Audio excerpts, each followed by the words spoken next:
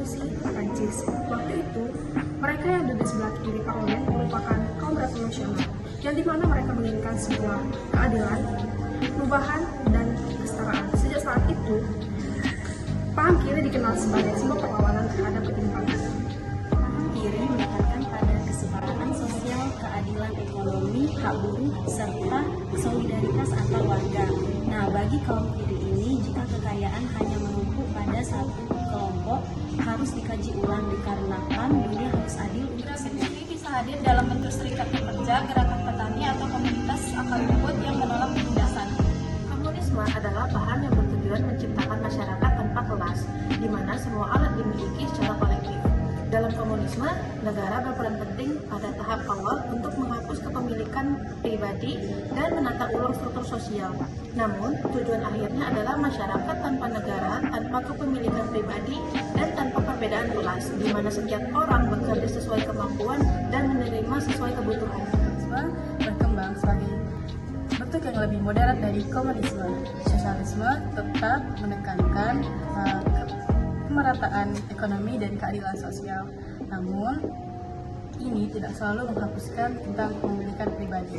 Negara memainkan peran aktif dalam mengelola ekonomi untuk memastikan kesejahteraan bersama.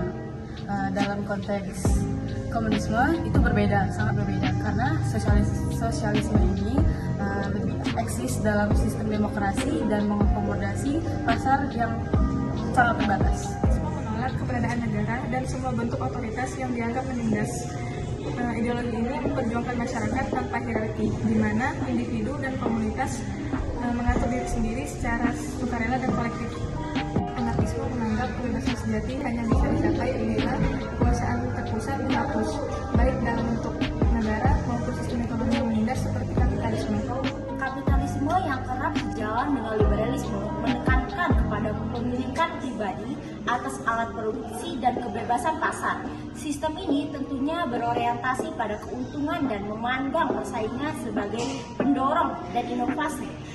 Peran negara pun minimal terbatas pada perlindungan hak milik dan penegakan hukum agar pasar berjalan bebas. Komunisme adalah ideologi yang menekankan kebebasan individu, hak asasi manusia, dan pemerintahan yang terbebas kekuasaannya.